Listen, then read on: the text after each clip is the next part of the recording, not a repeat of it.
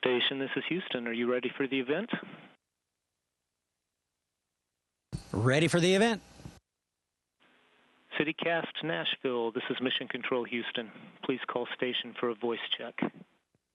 Station, this is Whitney Pastorek with City Cast Nashville. How do you hear me? I have you loud and clear. Was that Whitney? Is that right? Yes, sir.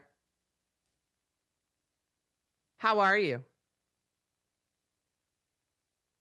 Oh, doing fantastic. You can't have a bad day when you're up, 260.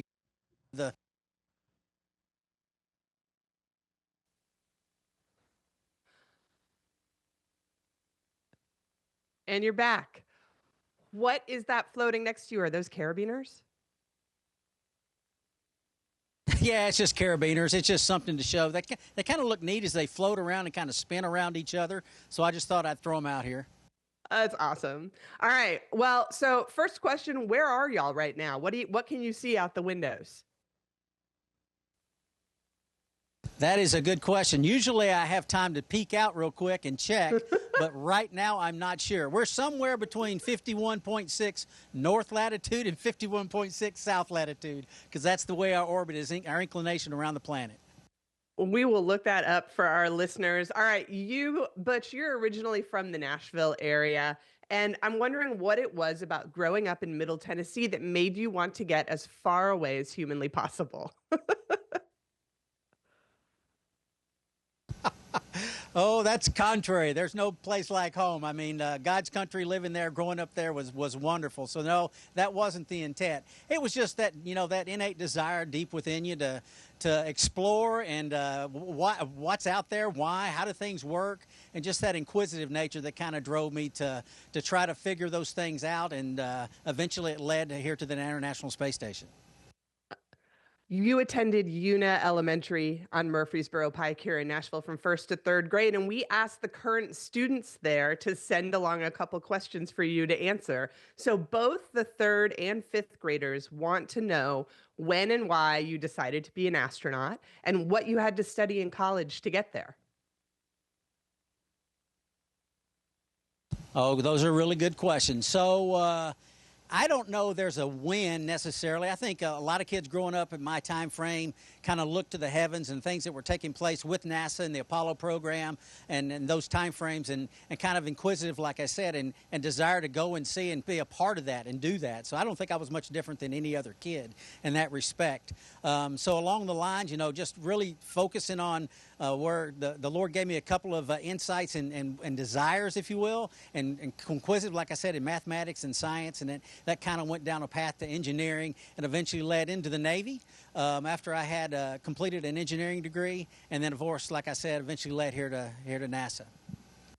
The 3rd graders also want to know, what does space feel like? Space feels a lot like Superman, if I put it in that perspective, because you can actually literally fly. And there's no other place that you can do that other than space. It is thrilling. And for our listeners at home on our podcast, he just did a backflip for us.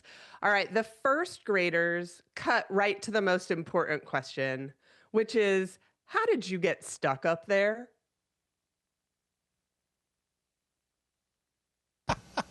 I think there are many definitions of stuck. I guess there are maybe a couple of those definitions that might apply to our situation, but Sonny and I, neither one of us think of it in that light. We don't feel like we're stuck. We're just continuing on with the mission of NASA. It just so happens that we took a detour, and now we're on this other pathway, still doing the things that is important to mankind and to NASA and the goals of our nation. So it's just a different path. So yeah, I guess you could say there's in certain definitions we got stuck, but in many other, the majority of them, we're just on a different path. Absolutely. How are you maintaining a positive outlook throughout some of the challenges and the hard work that you're having to do up there? What do you miss the most about being back down here, if anything? And are you getting overtime for this? That's a good question. We might ask that question to our bosses about overtime. Let's see here. what mindset? You know, a mindset does go a long way. You know, I've got a biblical worldview. I look at things through the eyes of Scripture, and there's things in Scripture that took place with all the people in the different stories of the Bible that didn't necessarily things go the way they wanted. And I take strength and comfort in that the good Lord's in control, and that this is the path that He has me on at this moment, and therefore I am content. You know, be content in all things, regardless of what takes place. So I don't look at these situations in life as being downers. That's what I try to teach my daughters, to live their life with a focus on glorifying their Lord in all that they do.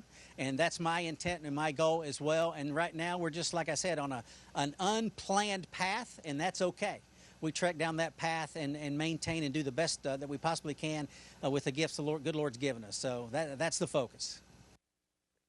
It's interesting to hear you talk about your faith, and we were wondering, how does looking down from where you are and seeing the earth from a completely different perspective impact your faith, if at all? You know, I didn't need to come to space to learn anything about my Lord and my Savior.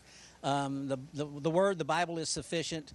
But it does give you a unique perspective that I obviously didn't have before I came here, to look out and see the glory of it all, and to, you know, in an hour and a half completely encircle the planet and see the variety, the colors, the brilliance, the amazing life that you can see below, and how it varies from place to place within minutes. 10 minutes, you know, we can be over New York City, and 10 minutes later we're over Paris. And to be able to see the difference in the terrain and the topography is, just like I said, it's just absolutely thrilling.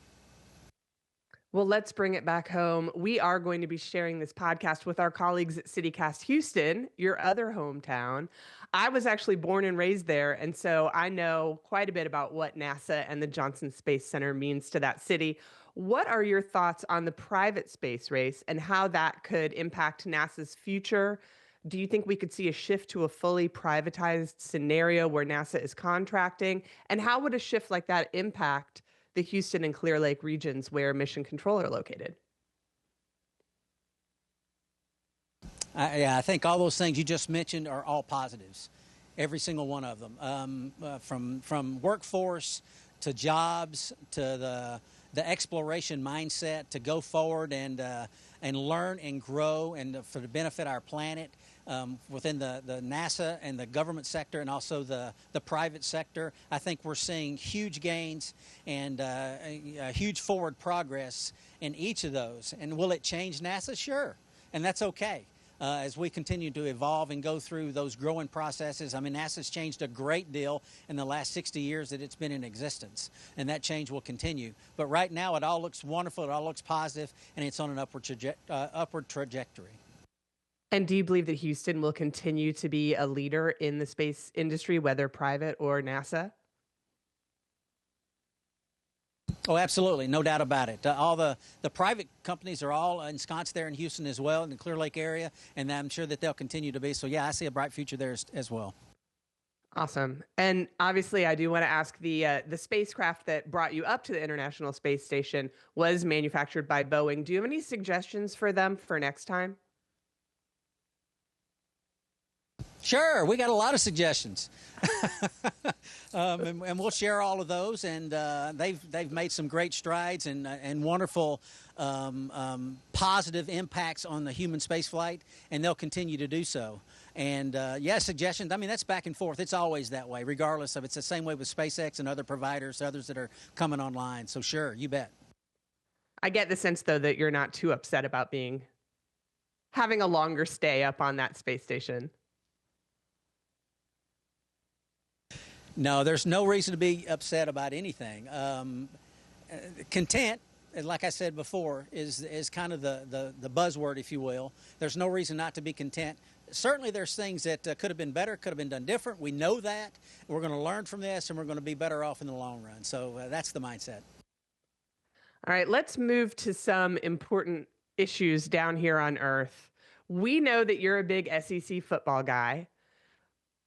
You played for Tennessee Tech in undergrad. Were you able to get the SEC network up there on the space station this time? You know, I would have flown in space without the SEC network, but it certainly is nice to have when you're here. Yes, I do have it, and I do watch the ball games. I watch Tech games as well. I can't get them live yet. I'm trying, but Tennessee Tech, I've watched some of those games on recording, and of course Vandy is what a year they're having. I mean, just amazing to see the Vanderbilt Commodores be in the position they're in, playing Texas this week. I think it is there in Nashville. I wish I could be there, but we'll be watching from afar for sure. Could you see the Vanderbilt goalpost make its way to the river from space? Couldn't quite see it from space, but I did see the video. It's pretty impressive. All right. More importantly, let's talk about the rivalry between your two hometowns, both Nashville area, Mount Juliet, and Houston, Texas. Tennessee Titans or Houston Texans? I'm going to make you choose. I'm sorry, that's easy. Tennessee Titans. You're going to be welcomed like a king back here in Nashville, but I don't know that you're going to be able to set foot back in Houston. What are some of your favorite places to visit when you come back to the Nashville area to see family? I know you've still got folks who live around here, so where do y'all love to go?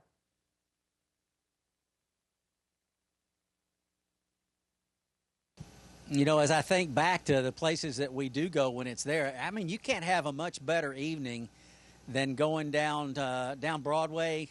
I think the name of the restaurant that we've eaten at a couple of times is Blanco Cocina. They're across the street from the Bridgestone Arena. Have a meal there, get a big old burrito and some refried beans and some rice, and walk across the street and watch Predators game. I don't know that gets much better than that. Absolutely. And then what's the first iconic Houston meal that you're going to eat when you get back home?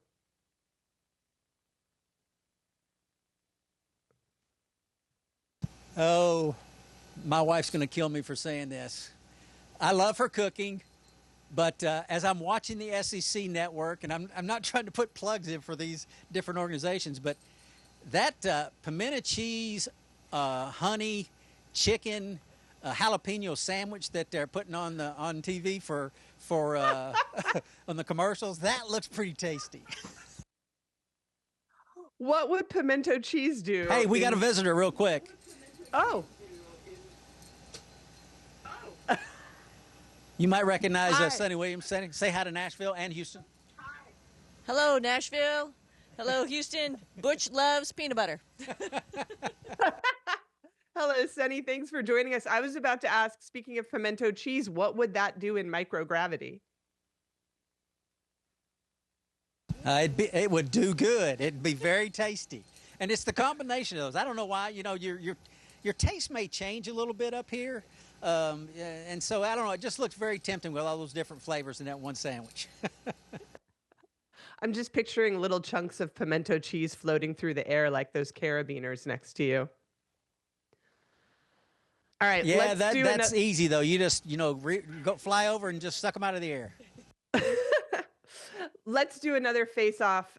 Houston Tex-Mex or Nashville hot chicken?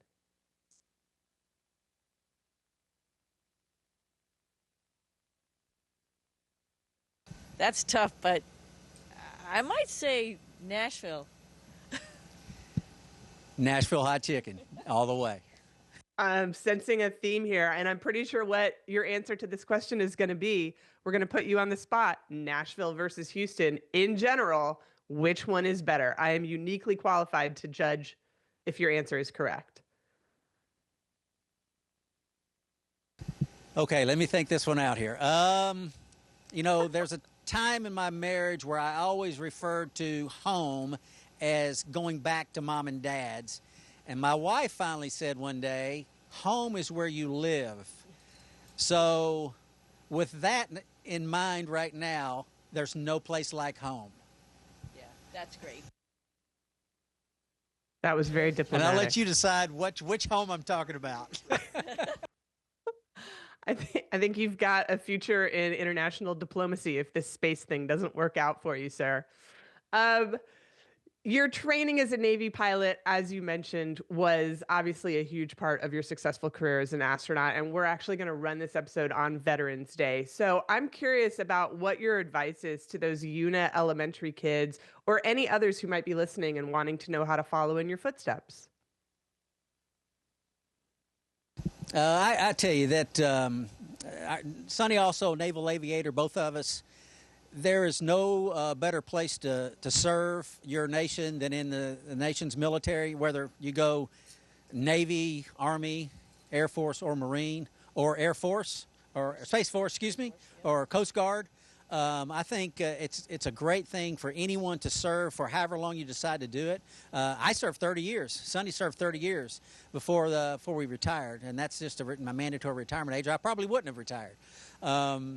So I don't think there's any better way to live your life serving your nation, however long that is, and then go on from there if you so choose to do so. I think that's a great kind of a mindset to send down and encourage the kids with.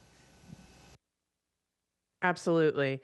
And Sonny, since you're here, where are you originally from? Forgive me for not knowing. She's not from God's country. Another version of it, I think. I was born in Ohio, but I grew up in Massachusetts, so a little bit north of the Mason-Dixon line, a very pretty place too, but I love driving through Tennessee on the way up to visit Mom. Nice save. Good save, Sonny. Thank you so much. All right. Are there any messages that we can send home, Butch, to your family, your friends, both here in Nashville and in Houston, where they might disown you upon return?